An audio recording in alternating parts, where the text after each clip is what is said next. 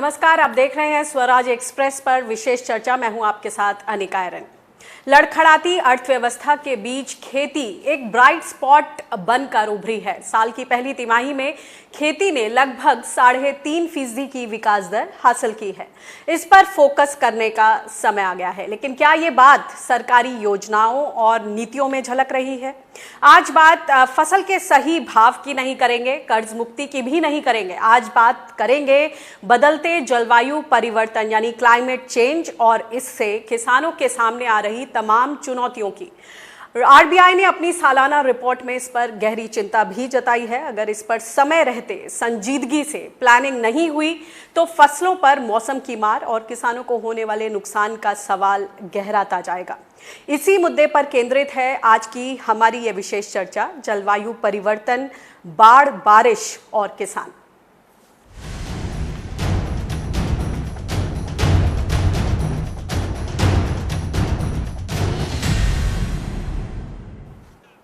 और इस चर्चा में हिस्सा लेने के लिए हमारे साथ खास मेहमान हैं, एक खास पैनल है। इस पर बात करने के लिए हमारे साथ मौजूद हैं किरण कुमार विस्सा जी, जो कि सदस्य हैं ऑल इंडिया किसान संघर्ष समन्वय समिति के। हमारे साथ हैं सिराज हुसैन जी, जो कि पूर्व केंद्रीय कृषि सचिव हैं। और हमारे साथ हैं भरत सिंह झाला जी, जो कि आरटीआई और फार्म एक्टिविस्ट हैं गुजरात से। आप तीनों ही मेहमानों का बहुत बहुत स्वागत है। इससे पहले कि हम इस विशेष चर्चा में बातचीत करें, सबसे पहले सुन लेते हैं देश के विभिन्न कोनों से जो किसान हैं, किसान नेता हैं और किसान संगठन में जो लोग काम कर रहे हैं, उनकी जो ज़मीनी दिक्कतें हैं इस बाढ़, बारिश, जलवायु परिवर्तन से किस तरह की वो चुनौतियां झेल रहे हैं, उस पर पहले उनकी राय। जब भी हमने फसल बीमा कराया उसकी जो नुकसानी की राशि मिलना चाहिए थी वो नहीं मिलनी। किस तरीके से ये लोग गुमराह कर रहे हैं ये देखने की बात है। पूरे मध्य प्रदेश में शिवराज जी कहते हैं कि 15 जिलों में प्रॉब्लम है, 15 जिलों में आपदा है, बाढ़ है, तमाम तरह की नुकसानी हुई है। दूसरी तरफ मध्य प्रदेश के कृषि मंत्री हैं, वो ये कहते हैं कि 5 जिलों में तकलीफ है और 5 जिलों के लिए हम लोग फसल बीमा की तारीख आगे बढ़ा रहे हैं। पहले ये घर में बैठे आपस में मनसौदा तैयार करें और तय करें कि आखिर कितने लोग परेशान हैं। मैं कह रहा हूं इनको प्राकृतिक आपदा की डेफिनेशन पढ़नी चाहिए। हमारी जिला में कहीं पे भी कुछ प्राकृतिक विपर्य होता है तो किसान जाए तो किसके पास जाए? जो इंश्योरेंस कंपनी ने प्रीमियम भरा है उसका मेन ऑफिस तो चेन्नई में होता है, और हमारी उड़ीसा का जो किसान होता है वो जाता है बैंक के पास, नहीं तो तहसीलदार के पास जाता है। और वो पूछता है कि हमारे पास उनका कोई जानकारी नहीं होता है, बैंक भी बोलता है कि हमारे पास कोई जानकारी नहीं होता है। और जो बाढ़ आया है उसके वजह से उड़ीसा का 17 जिला अभी पानी के अंदर है और लगभग 3000 हेक्टेयर से ज़्यादा जमीनों में पानी के नीचे है। अभी किसान परेशान है, पता नहीं उन्हें आने वाले समय में उसके साथ क्या क्या होने वाला है। बिहार के उत्तरी भाग में इतना बरसापात हुआ है, लगातार 4 साल का रिकॉर्ड टूटा है। बरसापात के कारण बिहार में जल जमाव काफ़ी हुई है और बाढ़ के कारण जो है सो इस वर्ष खरीफ का फसल बर्बाद हो गया। और बिहार में पिछली बार जो रबी की फसल बर्बाद हुआ तो 700 करोड़ सरकार ने किसानों को, 19 लाख किसानों को देने का घोषणा किया था और आज तक किसान के खाते में नहीं गया। 518 करोड़ 24 लाख रुपया फसल सहायता मन से किसानों को देने की बात थी, आज तक किसानों के खाते में नहीं गया। तो हमने सुना कि फसल बीमा योजना को लेकर सबसे पहले, क्योंकि ये एक ऐसी योजना है, फ्लैगशिप योजना है, जिसको एक राहत के तौर पर, सुरक्षा कवच के तौर पर किसानों के लिए 2016 में शुरू किया था। अब हम जब देश के अलग अलग प्रांतों में जलवायु परिवर्तन की मार देख रहे हैं, कहीं बाढ़ है, कहीं बारिश है, अगर बात करें तो कहीं रोग, इल्लियां, जैसे मध्य प्रदेश में सोयाबीन पर दोनों का कहर है। बात करें हरियाणा में तो उखेड़ा रोग, साठा रोग और सफ़ेद मक्खी का कहर, और साथ में जिस तरह से वाटर लॉगिंग हो रही है, जल जमाव हो रहा है। बात करें बिहार की, ओडिशा की, तो ये तमाम राज्य, हिमाचल प्रदेश में सेब के किसान स्क्रैप रोग से प्रभावित हैं। तो ये तमाम दिक्कतें सामने आ रही हैं, जलवायु परिवर्तन और उससे बाढ़, बारिश, रोग, वायरल रोग और न जाने कितनी दिक्कतें। हम सब ने राजस्थान में टिड्डियों को लेकर देखा। तो अब इस सब में सभी की नज़र किसानों की फसल बीमा योजना की तरफ उठ जाती है। सबसे पहले सिराज जी से बात करना चाहूँगी। सिराज जी, फसल बीमा योजना को बहुत बारीकी से फॉलो करते रहे हैं और उन्होंने उसको डिज़ाइन करने में अहम भूमिका निभाई। सिराज जी, क्या कारण है कि हाल में तमाम राज्य जो हैं उन्होंने इस योजना से अपने हाथ खींचे हैं? क्योंकि जो ये क्लाइमेट चेंज ये तो आगे भी बढ़ता रहेगा, जिस तरह की विपत्ति आपदा आ रही है इसमें तो ज्यादा से ज्यादा किसानों को सुरक्षा कवच चाहिए। देखिए, इसमें कई राज्यों को ऐसा लगता है कि वो प्रीमियम ज़्यादा दे रहे हैं और उनके राज्यों को क्लेम कम मिल रहा है।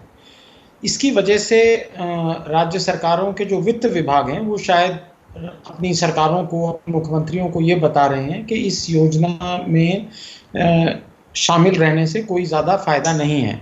और उसी की वजह से हमने देखा पिछले 2 सालों में बिहार, पश्चिमी बंगाल, फिर झारखंड, उसके बाद तेलंगाना, आंध्र प्रदेश और इस साल गुजरात भी इस योजना से बाहर हो गए। मैंने कई बार ये लिखा है कि ये काफ़ी कॉम्प्लेक्स योजना है और ये वक्त आ गया है कि नीति आयोग इसको इवैल्यूएट करें, जिससे कि जब इसके 5 साल मुकम्मल हों अगले साल की रबी में, तब तक हम इस नतीजे पे पहुंच जाएं कि हमको किस शक्ल में अपने किसानों को इंश्योरेंस की सुविधा देनी है। तो सर, कई किसानों का, जैसे हमने अभी शो में हम दिखाया भी है कि किसानों का कहना है कि एक तरह का बैंडेड सॉल्यूशन की तरह उभर कर सामने आया है। पहली बात तो इस पर से विश्वास उठ गया है। अगर मैं दिक्कतों की फेहरिस्त पढ़ूं तो इसमें किसानों को बीमा कंपनियों की जानकारी ना मिलना, बीमा कंपनियों के जिला स्तर पर अधिकारी और कार्यालय ना होना, ऑफिसेज ना होना, गांव के लोग या किसानों के लिए बीमा कंपनी की जानकारी जुटाना मुश्किल हो जाती है, उनसे बात करना और भी मुश्किल होता है। इसके अलावा अगर बैंक और बीमा कंपनियों में तालमेल की जो कमी जो अक्सर सामने आती है, फसल नुकसान की स्थिति में बीमा कंपनियों से संपर्क करना मुश्किल और नुकसान का जो सर्वे और क्लेम है उसको मिलने में दिक्कत जैसी तमाम समस्या खड़ी हुई है। अगर बिहार की बात करें, वहाँ पर भी धीरेन्द्र सिंह टुडू जी ने अपनी राय रखी कि किस तरह से बिहार में पिछले कई सालों से जो अब फसल बीमा खत्म करके जो मुख्यमंत्री फसल किसान सहायता योजना है उसके तहत भी लोगों को राहत राशि नहीं मिल पाई है। तो क्या कारण है कि ये जो विश्वास है वो वापस कायम हो और ये जो योजना है जैसे restructured weather based crop insurance scheme, अगर मैं उसकी बात करूं तो वो इफेक्टिव क्यों नहीं हो पाई है, क्योंकि अब उसी की दरकार है? देखिए, जो weather based crop insurance scheme है उसकी अलग से कुछ समस्याएं हैं और हमने देखा कि पिछले 5 सालों में जब से ये योजना लागू हुई है, प्रधानमंत्री फसल बीमा योजना, तब से वेदर बेस्ड स्कीम के तहत इंश्योरेंस का एरिया घटता गया है। राजस्थान में भी घटा है और महाराष्ट्र में भी काफ़ी घटा है, क्योंकि उसको लेके कुछ अलग तरह की समस्याएं हैं। अब ये बात सही है कि किसानों को कई तरह की दिक्कतें हैं, तो सरकार को ये असेसमेंट करना चाहिए, जैसा मैंने कहा नीति आयोग के माध्यम से, कि क्या हम इंश्योरेंस स्कीम को ख़त्म करके जो स्कीमें राज्य सरकारें अपने तौर पर चला रही हैं, जैसे बिहार चला रहा है या पश्चिमी बंगाल ने एक नई स्कीम एक नए फॉर्मेट में शुरू की है, क्या वो इससे बेहतर हैं? अगर हम इस नतीजे पे पहुंचते हैं कि वो स्कीमें इससे बेहतर हैं, तो शायद हो सकता है कि 2021 में सरकार ये फैसला करे कि हम फसल बीमा योजना चलाने के बजाय राज्य सरकारें खुद ही कंपनसेशन दे देंगी। जी, इस पर मैं आना चाहती हूँ भरत सिंह झाला जी के पास। भरत सिंह झाला एक आरटीआई एक्टिविस्ट हैं, फार्म एक्टिविस्ट हैं गुजरात से। ये बात इसलिए क्योंकि हाल ही में यहाँ पर प्रधानमंत्री फसल बीमा योजना बनकर के जो राज्य सरकार है उसने अपनी मुख्यमंत्री किसान सहाय योजना की शुरुआत की है और हम सब जानते हैं कि पिछले दिनों जिस तरह की बारिश हुई है वहाँ किस तरह की दिक्कतें झेल रहे हैं किसान। भरत सिंह जी, जिस तरह का नुकसान देख रहे हैं किसान झेल रहे हैं अपने खेतों में, क्या उसकी भरपाई हो पाएगी इस नई योजना से? हाल में सरकार ने बोला कि स्टेट डिजास्टर रिलीफ फंड के तहत हम राहत राशि देंगे, मगर ऐसा क्यों जब हाल ही में ये नई योजना शुरू हुई है? उनका कहना है कि इस योजना के अंतर्गत अभी ऐसा कुछ भी नहीं है कि किसानों को नुकसान की भरपाई दी जाए। प्रधानमंत्री फसल बीमा योजना एक धोखा साबित हुई। उसका उदाहरण गुजरात से शुरू हुआ 2016 से 2019 तक गुजरात सरकार ने और किसानों ने कम से कम 15,000 करोड़ से ज्यादा बीमा कंपनियों को प्रीमियम दिया और किसानों का आंदोलन चालू हुआ और सभी किसानों ने फसल बीमा योजना का विरोध किया। उसके बाद ये साल गुजरात सरकार ने 10 अगस्त को मुख्यमंत्री सहाय योजना का एक पैकेज जारी किया। इस पैकेज के तहत किसानों को अभी तक तो मुआवजा नहीं मिला है, क्योंकि उसकी योजना का जो पैकेज है वो लटकता गाजर जैसा है, लटकता गाजर जैसा। 48 घंटे में 25 इंच बारिश हुआ तो ही आपको पैसा मिलेगा। तो 48 कलाक में 25 इंच बारिश रहेगा, पूरा गुजरात ही नहीं रहेगा, तो फिर किसानों का मुआवजा लेने का कोई सवाल ही नहीं। काफी मीडिया ने सपोर्ट किया, काफी आंदोलन हुआ, जन आंदोलन तेज हुआ। तो कल सरकार ने कुछ मापदंड में फेरफार किया है और बोला कि 15 दिन के अंदर सरकार सर्वे करेगी और पर हेक्टर 33% से 65% तक तो नुकसान है, तो पर हेक्टर 20,000 रुपया देगा। लेकिन सवाल है कि पर हेक्टर 65,000 रुपीज का नुकसान हुआ है और मिलेगा 20,000, तो 20,000 का जो खेती का जो खेती खर्च भी किसानों के हाथ में नहीं आएगा। और इसके अंदर दो रकम है, नेशनल डिजास्टर मैनेजमेंट और राज्य सरकार का डिजास्टर की जो गाइडलाइन है। अभी कब सर्वे करेगा, कभी उनका फॉर्म आएगा। अब देखिए 2019 का पैसा 2020 में मिला, तो 2020 का पैसा अल्लाह जाने कब मिलेगा। तो ये जो योजना है, योजना के नाम पे धोखा इसलिए सर्वोच्च अदालत का मैंने आपको एक चुकादा भेजा है। सर्वोच्च अदालत के अंदर हमारी पिटीशन के अंदर एक रमेश चंद्र जो मीडिएट ने बोला था कि 10,000, 15,000, 25,000 की सहाय से किसानों को कुछ फायदा होने वाला नहीं है। किसानों का एक्चुअली पति पत्नी बच्चे और खेती खर्च कितना होता है उसके हिसाब से एक कृषि आयोग होना चाहिए, नीति होना चाहिए।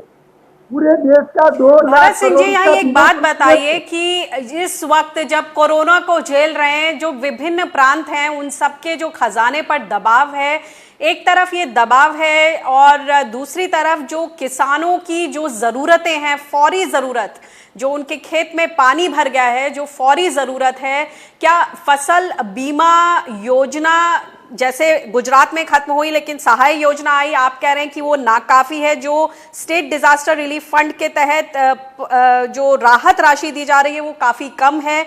पर हेक्टेयर 65,000 साल में किसानों को नुकसान होता है अमूमन। तो आपके हिसाब से ये चीजें एक तरह से नाकाफी हैं, तो आपके क्या सुझाव हैं जिससे किसान को फौरी तौर पर राहत मिल सके और एक बैंडेड सोल्यूशन ना रहे?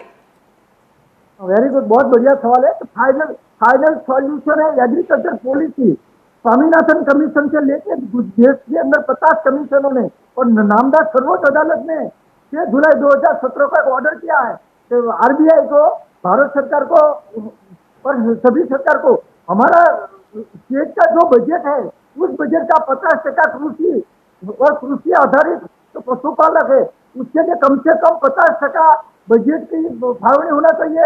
एग्रीकल्चर आयोग होना चाहिए और डिस्ट्रिक्ट लेवल पे, तालुका लेवल पे उनकी सुव्यवस्था होना चाहिए। आज पूरे देश में एग्रीकल्चर पॉलिसी नहीं है, कोई नीति ही नहीं है।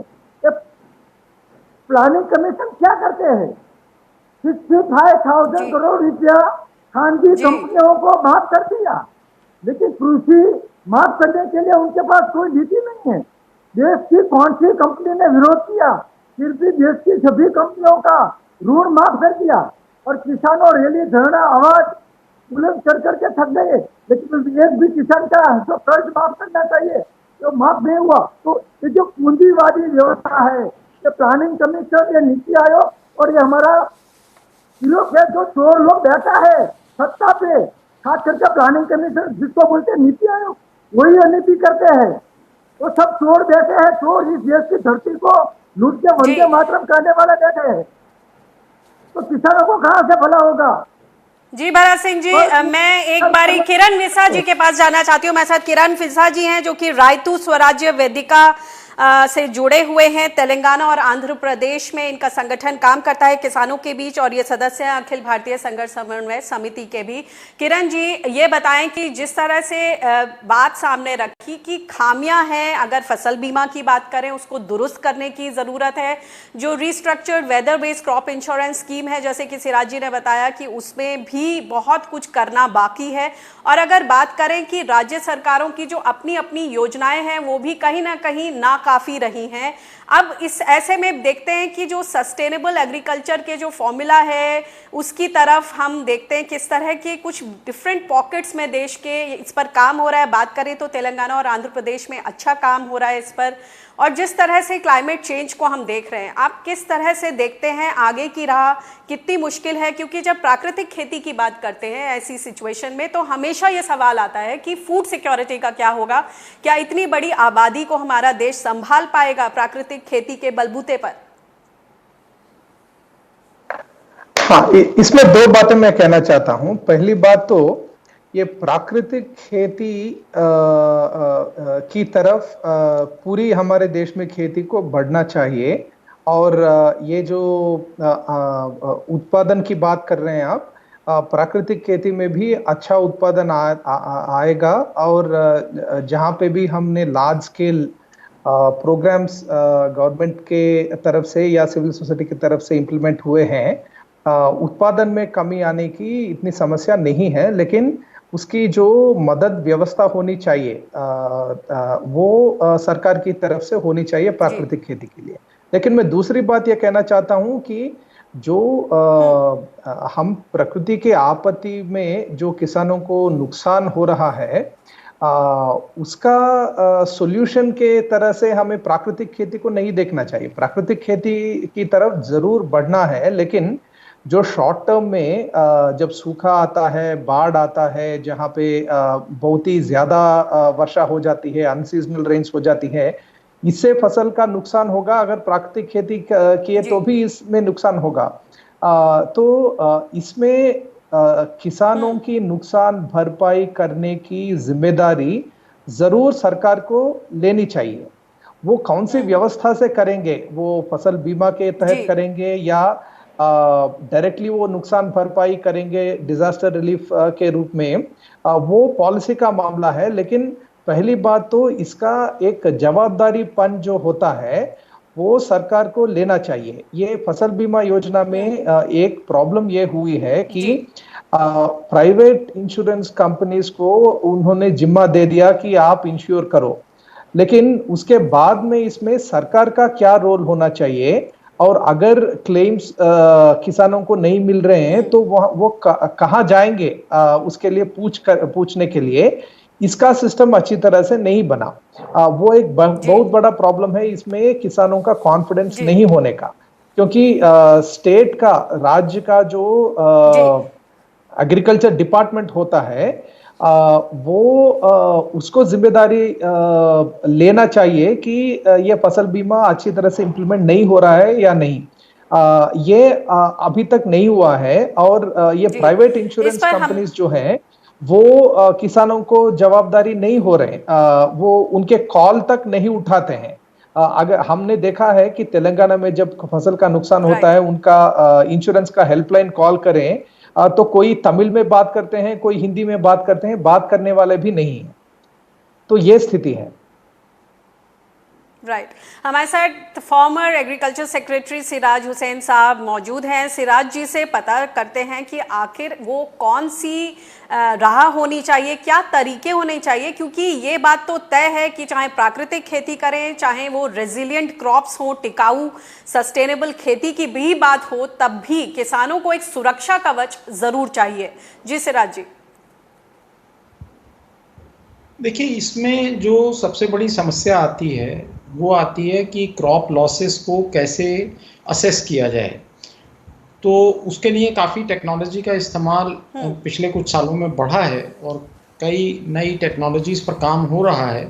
अगर वो समस्या का समाधान एक अच्छी तरीके से हो सकता है तो मुझे लगता है कि ये स्कीम अच्छी तरह चल सकती है।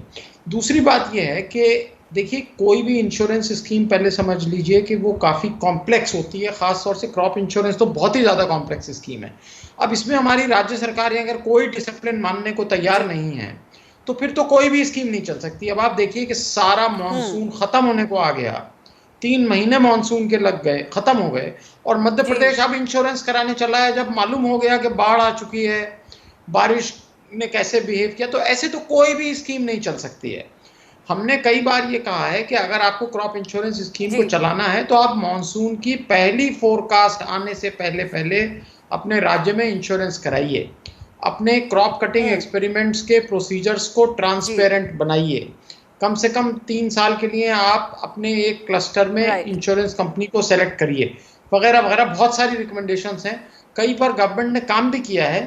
लेकिन अगर हम ये चाहते हैं कि बिल्कुल हर चीज़ परफेक्ट हो, तो फिर हमें स्कीम के सारे जावियों पर, सारे जो उसके पैरामीटर्स हैं, उसको हमें ध्यान से राज्य सरकारों को पालन करना होगा। कई कई साल राज्य सरकारें इंश्योरेंस कंपनी को प्रीमियम नहीं देती हैं, तो कैसे कोई इंश्योरेंस की स्कीम चल सकती है? जी, एक और बात बताएं कि हाल ही में सरकार ने इसको स्वैच्छिक बनाया और ये तमाम दावे किए कि जिस तरह के सुधार की ज़रूरत थी वो हमने की। काफ़ी ऐसी पॉइंट्स भी सामने आए कि मसलन एक बीमा जो कंपनी है जो तय होती है उसको कम से कम 3 साल तक एक पर्टिकुलर एरिया में काम करना होगा, और इस तरह की तमाम शर्तें भी सामने आई। मगर अल्टीमेटली जो अकाउंटेबिलिटी है और जो मॉनिटरिंग है जो होनी चाहिए, वो कहीं ना कहीं ज़रूर उसमें कमी रह जाती है। क्या कहेंगे आप कि वापस क्या करें टॉप 3 स्टेप्स की इसमें विश्वास कायम हो? देखिए, इसके बारे में तो कई सजेशंस वक्त पर दिए जा चुके हैं। अगर आप 3 चीज़ें पूछती हैं तो मैं सबसे पहले कहूँगा कि आप अपने सारे इंश्योरेंस के टेंडर्स को मॉनसून का पहला फोरकास्ट आने से पहले पहले फाइनल करिए। नंबर 2, आप अपने क्रॉप कटिंग एक्सपेरिमेंट्स के प्रोसीजर को ट्रांसपेरेंट बनाइए, किसी के प्रेशर में मत आइए। अगर हम किसी लोकल प्रेशर में अपने क्रॉप कटिंग एक्सपेरिमेंट को इस साल मैनिपुलेट करेंगे, हम यील्ड कम दिखाएंगे, तो जाहिर है कि फिर अगले साल इंश्योरेंस कंपनियां ज़्यादा प्रीमियम कोट करेंगी। तीसरा सजेशन हम ये दे सकते हैं कि जब अगर क्रॉप कटिंग एक्सपेरिमेंट्स के रिजल्ट्स आते हैं तो इंश्योरेंस कंपनियां समय रहते किसानों को उसका पेमेंट करें। वो तभी पॉसिबल है जब इंश्योरेंस कंपनीज को स्टेट गवर्नमेंट से और भारत सरकार से प्रीमियम सब्सिडी समय पर मिले। अगर हम ये सब डिसिप्लिन मानने को तैयार नहीं है तो मुझे लगता है फिर इंश्योरेंस का आइडिया हम छोड़ दें, राज्य सरकारें जितना किसानों को चाहते हैं अपने बजट से दे दें। जी, किरण मिश्रा जी, मैं एक बार आपके पास आना चाहूंगी। जिस तरह से ये तमाम रिपोर्ट्स आ रही हैं कि इतनी बारिश जो है, कहीं बारिश है कहीं सूखा हुआ, साथ में देश में चक्रवातों की संख्या बढ़ी है। 2019 में 8 बड़े चक्रवात आए। तो कुल मिला के इतना उथल पुथल जो मौसम में हम देख रहे हैं, तो इसमें एक और लंबी दीर्घकालिक अगर हम कोई योजना की बात करें कि किस तरह से खेती वापस पटरी पर आए, पटरी पर तो है, ब्राइट स्पॉट में है, लेकिन किसानों को किस तरह से राहत मिल सके, कुछ उसमें आपके कुछ सुझाव? हाँ, जरूर। मैं बिल्कुल सिराज जी से सहमत हूं कि राज्य सरकार और केंद्र सरकार जो अपना हिस्सा जो है और अपना उत्तरदायित्व जो है इसमें उसको निभाना चाहिए। अगर वो नहीं होता है तो ये काम नहीं करेगा, कोई भी सिस्टम काम नहीं करेगा। दूसरी बात मैं कहना चाहता हूं कि खेती के बारे में हमारे सरकार को और जो नीति बनाते हैं उन सबको ये मान लेना चाहिए कि खेती इस पूरे इकोनॉमी का सबसे महत्वपूर्ण क्षेत्र है, और इसमें पूरा 90-95% इन्वेस्टमेंट जो है वो पूरा किसान कर रहे हैं, अपने जेब से कर रहे हैं, छोटे लघु किसान कर रहे हैं, अपने मेहनत का भी वो इन्वेस्टमेंट कर रहे हैं।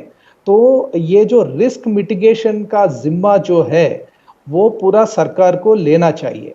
ये नहीं कि आप एक दायरे में उसको देखें कि सिर्फ हम 15,000 करोड़ 15,000 करोड़ इस साल में सरकार खर्चा लेती है।